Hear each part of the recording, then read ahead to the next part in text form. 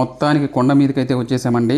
తిరుమలకి కొండపైకి రావడానికి 30 నిమిషాలు పట్టింది. ఈ వీడియో అర్థం కావాలంటే పార్ట్ 1 చూడాలండి. పార్ట్ 1 కూడా ఇదే ఛానల్ ఉంటుంది, ఒకసారి చెక్ చేసి చూడరా ప్లీజ్. పార్ట్ 1 లో చెప్పాను కదండి, ఇసుకెత్త రాలనంత జనం అని చెప్పేసి. మరీ అంత కాకపోయినా జనాలు అయితే ఎక్కువగానే ఉన్నారండి, ఎందుకో తెలియదు. ఈ సమయంలో కొండ మీదకి వెళ్ళిన తర్వాత స్నానాలు చేసేసి బట్టలు మార్చేసుకుని దర్శనం కోసం అని చెప్పేసి మేము బయలుదేరామండి. అలా బయలుదేరుతుండగా పక్కన వాళ్ళు చెప్పారండి, ఆఫ్టర్నూన్ కంప్లీట్ గా సర్వదర్శనాన్ని క్లోజ్ చేసేసారని చెప్పి. సో మీరు వెళ్ళాలంటే రేపు పొద్దునే వెళ్ళాలి అని చెప్పేసి వాళ్ళు బయలుదేరారు. ఇక ఎలాగో బయలుదేరాం కదా, ఫస్ట్ మనం వరాహ స్వామి దర్శనం చేసుకుందాము, తర్వాత కావాలంటే ఆలోచిద్దాం అని చెప్పేసి ఆలయ ప్రాంగణానికి వచ్చామండి. జనాల రద్దీ మాత్రం ఎక్కువగానే ఉంది. తిరుపతి గురించి తెలియని వాళ్ళు ఎవరు ఉంటారండి, అందరికీ తెలుసు మామూలుగా. ఇది ఆలయ ప్రాంగణం యొక్క ముందు భాగం అండి. ఇక్కడ కళ్యాణ మండపం ఉంటుంది, అఖండ దీపాలు ఉంటాయి, ఇక్కడే కొబ్బరికాయలు కొట్టుకోవచ్చు దర్శనం తర్వాత. ఇది ఆలయ ప్రాంగణం యొక్క ఎడమ వైపు అండి. ఇక్కడే ఉత్సవాలు జరుగుతున్నప్పుడు స్వామివారి ఊరేగింపులు జరుగుతుంటాయి అంతా. ఈ ప్రాంతాన్ని అంతా మాడు వీధులు అంటారండి. ఈ మాడు వీధుల పక్కనే కోనేరు ఉంటుంది. ఈ కోనేరులోకి ఎవరిని వదలట్లేదు ఇప్పుడు, జనాలు చాలా ఎక్కువైనారని చెప్పి.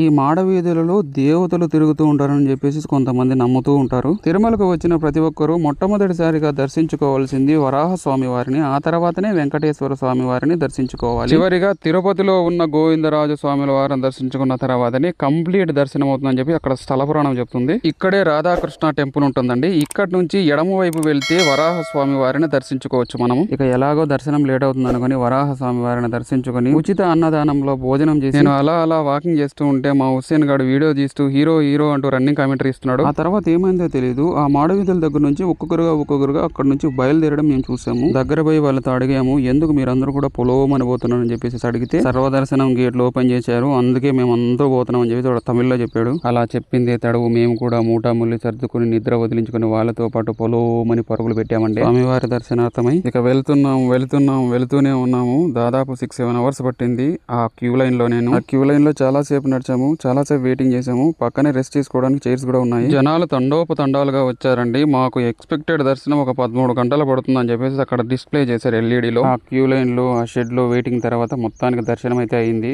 ఆ దర్శనం అయిన తర్వాత బయట బ్యాగుల కోసం వెయిటింగ్ చేశాము. ఆ బ్యాగులు, సెల్ ఫోన్లు అన్ని తెచ్చుకున్న తర్వాత మరోసారి ఆలయ ప్రాంగణం దగ్గరకు వచ్చేసామండి. ఇక నేను అక్కడ కొబ్బరికాయలు కొట్టుకుని లడ్డూల కోసం క్యూ లైన్ లో వెళ్ళానండి. అందరికీ ఫ్రీగా ఒక లడ్డు ఇస్తారండి. ఆ లడ్డూతో పాటు మనం ఎన్నైనా కొనుక్కోవచ్చు, చిన్న లడ్డూలు, పెద్ద లడ్డూలు అని చెప్పి. కానీ అక్కడ లడ్డూల కోసం ఒక చిన్నపాటి యుద్ధమే జరిగింది. చాలా మంది జనాలు వచ్చారు.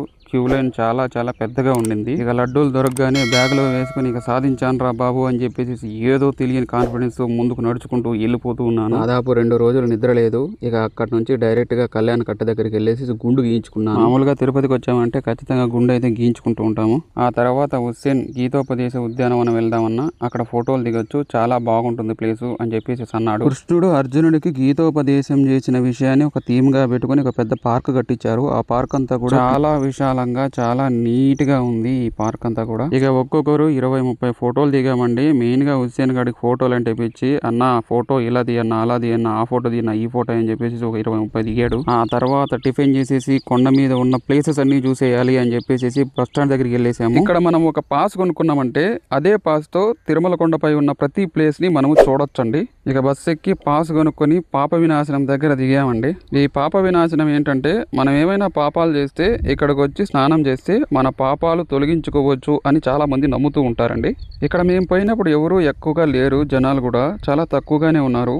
అంత పెద్ద రద్దీ కూడా లేదు. ఇక్కడ బస్సు దిగ్గానే మనకు ఒక బోర్డు కనపడుతుంది. ఆ బోర్డు నుంచి ఒక లేన్ కనపడుతుంది. లేన్ లో నుంచి స్ట్రైట్ గా రావడమేనండి. ఈ ప్లేస్ లో గంగమ్మ గుడి ఉంటుందండి. అక్కడ జలధార పక్కనే గంగమ్మ గుడి ఉంటుంది, చాలా ఫేమస్ అక్కడ. ఇక్కడ వాటర్ అనేది కంటిన్యూస్ గా వస్తుంటుందండి కొండ మీద నుంచి. ఎండాకాలం, వానాకాలం అన్ని కాలాల్లోనూ వాటర్ అనేది వస్తుంటుందండి. బహుశా వాటర్ అనేది ఎప్పుడు వస్తూ ఉంటుంది కాబట్టి ఇక్కడ ఉన్న ప్లేస్ అంతా కూడా చాలా పచ్చగా ఉంది. గంగమ్మ గుడి అన్నాను కదండి, ఆ గంగమ్మ గుడి ఇది.